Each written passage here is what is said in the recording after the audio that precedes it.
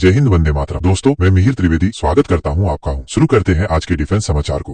भारतीय वायु सेना ने जो रजिस्टर्ड यानी जो पंजीकृत भारतीय विक्रेता हैं उनसे low level light weight radar mark 2 की खरीद के लिए एक रिक्वेस्ट फॉर इंफॉर्मेशन जारी किया। इस रडार का इस्तेमाल एयर डिफेंस सर्विलेंस के लिए किया जाएगा, जिसमें कि गैलियम टेक्नोलॉजी का इस्तेमाल करने वाले सॉलिड स्टेट टीआर मॉड्यूल और 6000 मीटर की ऊंचाई पर डिप्लॉयमेंट की क्षमता होनी चाहिए, ताकि ये कठिन इन्वायरमेंटल कंडीशंस में कवरेज करने के साथ साथ हाई क्वालिटी वाली एयर सिचुएशन पिक्चर को भी प्रदान करने में सक्षम होना चाहिए। ड्रोन डिटेक्शन के लिए मेन एंटीना के साथ अतिरिक्त एक्स बैंड रडार भी जोड़ा जाना चाहिए। डिलीवरी टाइमलाइंस की बात की जाए तो पहले रडार के लिए 18 महीने की डिलीवरी टाइमलाइन रहेगी और हर साल 6 रडार दिए जाएंगे।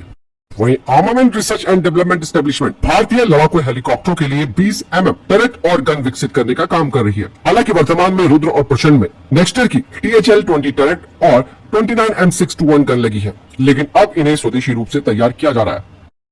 दोस्तों, भारत की सोलर डिफेंस न जाने क्या क्या इनोवेटिव चीजें कर रही हैं, अब उनको लेकर खबरें भी सामने आती रहती है। इस बार सोलर डिफेंस ने तांडव और भूमास्त्र नाम के 2 नए सिस्टम तैयार कर लिए हैं, जिन्हें की स्पेशली भारतीय सेना के लिए डिजाइन किया गया है। कंपनी की तरफ से कहा गया है कि उन्होंने इसे अपने खुद के इनिशिएटिव के तहत बनाया है, ताकि भारतीय सेना की इससे मदद की जा सके। और कंपनी ने ये बात भी कही है कि उन्होंने बिना किसी के कहे इसे तैयार किया है। हालांकि इसकी कॉन्फ़िगरेशन के बारे में ज्यादा जानकारी नहीं आई है, लेकिन तांडव जो कि भगवान शिव के विनाशकारी नृत्य का आह्वान करता है और भूमास्त्र जो कि एक शक्तिशाली धरती आधारित हथियार का संकेत देता है। ये सिस्टम दोस्तों इंडियन आर्मी की आधुनिक स्मार्ट माइंस की मांग को पूरा कर सकते हैं, खासतौर से LAC और LOC जैसे हाई थ्रेट्स जोन में।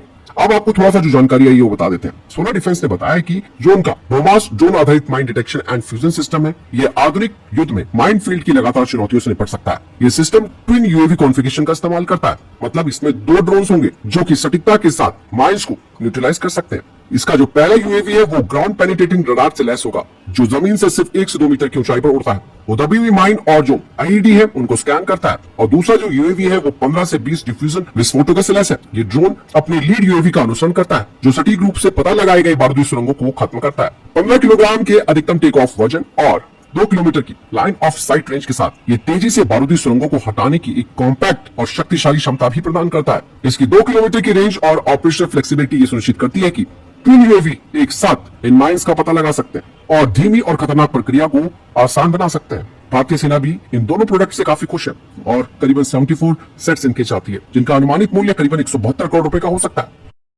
और defence materials and store research and development establishment Kanpur ने लैंड माइन और स्पाइक से भारतीय सेना की रक्षा करने के लिए कुछ खास तरीके के बूट्स तैयार किए हैं, जो कि इंडियन आर्म फोर्सेस को सबसे खतरनाक वातावरण में सुरक्षा प्रदान करने के लिए डिजाइन किए गए हैं। इनमें से जो पहले बूट्स हैं वो लैंड माइन विस्फोटकों का सामना कर सकते हैं, तो दूसरे बूट्स घने जंगलों में तेज जो स्पाइक्स और जो खतरे हैं उनसे बचाने के लिए डिजाइन किए गए हैं। और लैंड माइन वाले क्षेत्रों में काम करने वाले जो बूट्स हैं उन्हें विस्फोटकों के विनाशकारी प्रभाव का मुकाबला करने के लिए डिजाइन किया गया है। और इन जूतों से दोस्तों सेना के जवानों के बचने की दर में काफी वृद्धि होगी और चोट की गंभीरता भी कम हो जाएगी। हालांकि इनका वजन 3 किलोग्राम है, लेकिन इन्हें हल्के सैरेमिक पोरस मटेरियल और आर्मिड हाइब्रिड के संयोजन से तैयार किया गया है, जो कि एक फ्लेक्सिबिलिटी प्रदान करते हैं। ये जूते न केवल विस्फोटक ऊर्जा को अवशोषित करते हैं, बल्कि इन बूटों को लंबे समय तक इस्तेमाल भी किया जा सकता है और लंबे मिशनों के दौरान थकान नहीं होती है। और इस तरीके के बूट्स दोस्तों खास करके जो हमारी CRPF है उनके लिए तो बहुत ही ज्यादा जरूरी है, जो अक्सर बारूदी सुरंगों वाले प्रभावित क्षेत्रों में काम करते हैं। इन बूटों का परीक्षण भी किया गया, जो कि सफल रहा। वहीं जो दूसरे बूट्स हैं वो स्पेशली जंगल इलाकों में गश्त करने वाले सैनिकों के लिए हैं, जहां नुकीले कांटे, मिट्टी में धंसी कीले और जहरीले कीड़े जैसे छिपे हुए खतरे लगातार बने रहते हैं। ये जूते सिर्फ 1 किलोग्राम वजन वाले हैं। इनमें लगाया गया जो स्मार्ट मटेरियल है वो नुकीली वस्तुओं को पैर में घुसने से रोकता है। भारतीय रक्षा मंत्रालय ने आज इंडियन एयरफोर्स के लिए इलेक्ट्रॉनिक वॉरफेयर सूट और एयरक्राफ्ट मॉडिफिकेशन किट के अधिग्रहण और MI-17 V5 हेलीकॉप्टरों पर उनकी स्थापना और संबंधित उपकरणों के लिए भारत इलेक्ट्रॉनिक्स लिमिटेड के साथ 2385 करोड़ का एक कॉन्ट्रैक्ट पर साइन किए। भारतीय नौसेना का प्रोजेक्ट वर्षा अब 2026 से ऑपरेशनलाइज हो जाएगा। दरअसल आंध्र प्रदेश में यह भारत का एक नया परमाणु पनडुब्बी बेस है। हाल ही के वर्षों में रामबिली में एक नया नौसैनिक बेस, जो कि भारत की परमाणु ऊर्जा से चलने वाली पनडुब्बियों की बढ़ती फ्लीट को रखने के लिए डिजाइन किया गया, जिसमें कि SSBN और SSN पनडुब्बियां शामिल होंगी। इस फैसिलिटी में दोस्तों अंडरग्राउंड पेंस और सुरंगों का एक नेटवर्क शामिल है, जो कि इन स्ट्रेटेजिक एसेट्स के लिए सुरक्षित वातावरण प्रदान करेगा। पिछले 1 दशक में यहाँ पर काफी काम हुआ है, इसलिए 2026 में इसे ऑपरेशनलाइज किया जाएगा। ये बेस काफी महत्वपूर्ण होने वाला है। ये भारतीय नौसेना की इंडियन ओशन रीजन में ऑपरेशनल पहुंच को और बढ़ाता है। ये एक ऐसा क्षेत्र जहां अक्सर चाइना की नौसैनिक बेड़े और उनकी पनडुब्बियां आती जाती रहती हैं। इसीलिए भारत अपनी स्थिति यहाँ पर मजबूत कर रहा है। रामबिली बेस का चालू होने का मतलब आप समझ रहे हैं कि भारत अब अपनी परमाणु पनडुब्बियों का विस्तार करने वाला है। कुछ रिपोर्ट्स बताती है कि भारत की तीसरे आईएनएस अर्दिमान अब जल्द ही शामिल हो जाएगी। 7000 टन डिस्प्लेसमेंट के साथ आईएनएस अर्दिमान अपने पहले वाली आईएनएस अरिहंत और आईएनएस अरिघाट से थोड़ी बड़ी है और इसमें 3500 किलोमीटर की स्ट्राइक रेंज के साथ K4 न्यूक्लियर टिप बैलिस्टिक मिसाइलें ले जाने की क्षमता है। आगे भारत दोस्तों 13500 टन के SSBN बनाने की योजना बना रहा है। ताइवान ने दोस्तों एक बड़ा उदाहरण देते हुए अपनी खुद की स्वदेशी पनडुब्बी तैयार कर ली है, जिसका नाम कुन है। कुन यानी कि SS711। इसके समुद्री परीक्षण शुरू हो गए। हालांकि ताइवान को भी इस प्रोजेक्ट के लिए पैसों की चुनौतियों का सामना करना पड़ा था। दूसरी तरफ चाइना भी उनके खिलाफ लगातार आक्रामक हो रहा है। ऐसे में दोस्तों ताइवान ने 2500 टन डिस्प्लेसमेंट वाली डीजल इलेक्ट्रिक पनडुब्बी तैयार कर ली है, जो कि पानी के नीचे की युद्ध की क्षमताओं को काफी बढ़ा देगा ताइवान के लिए। ये जो पनडुब्बी है दोस्तों वो एडवांस सोनार सिस्टम, टॉर्पीडो और एंटी शिप मिसाइलों से लैस है, जो इसे एंटी सबमरीन वॉरफेयर और खुफिया जानकारी जुटाने जैसे मिशनों में एक जबरदस्त प्लेटफॉर्म बनाती है। आपको बता दें कि इसके सी एक्सेप्टेंस टेस्ट पूरा होने के बाद नवंबर 2025 में इसे ताइवान की नौसेना में शामिल किया जाएगा। ताइवान इस तरीके की 8 स्वदेशी पनडुब्बियां तैयार कर रहा है, जिनका निर्माण 2025 से 2038 तक चलेगा, यानी कि 2038 तक, और इनकी कुल अनुमानित लागत जो है वो है $8.6 बिलियन। ताइवान अपनी पनडुब्बी फ्लीट को मॉडर्नाइज करना चाहता है। हालांकि इन नई पनडुब्बियों से चाइना को तो ताइवान जरूर चुनौती दे सकता है, लेकिन एक बात और खास है कि ताइवान की इस पनडुब्बी प्रोग्राम में भारत ने भी एक बड़ा सपोर्ट दिया है, जिसमें कि भारत की एक स्पेशल टीम ने पनडुब्बी के डिजाइन और निर्माण में योगदान भी दिया है। इसके अलावा फ्रांस का नेवल ग्रुप भी इस प्रोजेक्ट में साथ दे रहा है। हालांकि ये जानकारी कभी ऑफिशियल तौर पर सामने तो नहीं आई है, लेकिन इतना है कि स्ट्रैटेजिक रूप से बहुत कुछ किया जा रहा है। दोस्तों इंडियन एयरफोर्स भविष्य में अब supersonic unmanned combat aerial vehicle को शामिल करेगी, जिसका कि 4 टन का इंटरनल वेपन बे होगा और इसकी सुपर क्रूज क्षमताएं होंगी। लेकिन दोस्तों ये जो सुपरसोनिक वाला वेरिएंट है वो अभी एक दूर का लक्ष्य बना हुआ है इंडियन एयरफोर्स के लिए। हो सकता है कि 10 से 15 साल इसमें लग सकते हैं। भले ही दोस्तों अभी भारत का जो घातक यूकैफ है उस पर फोकस है, जो 13 टन का मैक्सिमम टेक ऑफ वेट के साथ 1.5 टन के इंटरनल वेपन बे के साथ है। हालांकि भारत जिस supersonic unmanned combat aerial vehicle पर काम करेगा वो रशिया के S-70 और अमेरिका के XQ-58 से बड़ा होगा।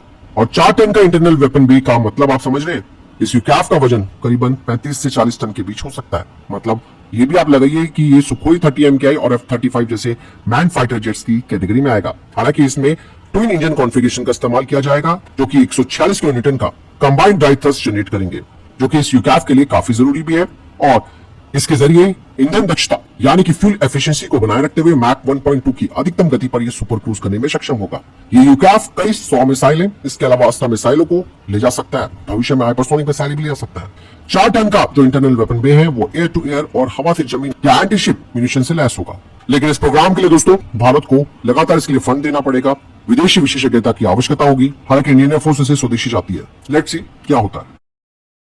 भारतीय वायुसेना अब एरोसेट बेस्ड सिस्टम चाहती है ताकि वो लो लेवल रडार और कम्युनिकेशन कवरेज को बढ़ा सके। इंडियन एयरफोर्स ने रडार, रेडियो कम्युनिकेशन और डेटा कनेक्टिविटी क्षमताओं से लैस 80 से 120 किलोमीटर की रेंज में लो लेवल कवरेज प्रदान करने के लिए एरोस्टेट टेक्नोलॉजी या फिर इसी तरीके के किसी अन्य सॉल्यूशन को इस्तेमाल करने के लिए अपनी बात रखी है। और ये सिस्टम ऐसे होंगे जो भारतीय वायुसेना की सिचुएशनल अवेयरनेस और कम्युनिकेशन को बढ़ाएंगे, खास करके पहाड़ी क्षेत्रों में। जो प्रस्तावित सिस्टम है उसमें एक एरोसेट समुद्र तल से 5 किलोमीटर की ऊंचाई तक ऑपरेट होने में सक्षम होना चाहिए, जो रडार और रेडियो कम्युनिकेशन सिस्टम को अपने में इंटीग्रेट पेलोड के लिए एक जगह प्रदान करता है।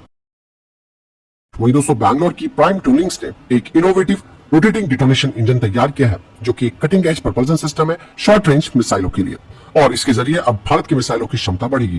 प्राइम टूलिंग्स का दावा है कि उनका ये जो RDE है यानी कि रोटेटिंग डिटोनेशन इंजन वो मिसाइल सिस्टम में एक क्रांति ला सकता है, और ये आत्मनिर्भर भारत पहल के तहत स्वदेशी रूप से डिजाइन किया गया है। अभी तो प्राइम टूलिंग्स का ये जो RDE है वो कम दूरी की मिसाइलों के लिए है, जो कि एक ऐसा डोमेन है जहां पर आकार यानी कि साइज, वजन और तेजी से डिप्लॉयमेंट काफी महत्वपूर्ण होती है। लेकिन कंपनी का दावा है कि वो 300 से 500 किलोमीटर तक की दूरी वाली मिसाइलों को भी शक्ति प्रदान कर सकती है, जो कि इसे टैक्टिकल युद्ध के मैदान की भूमिकाओं के लिए जबरदस्त सॉल्यूशन बनाएगा।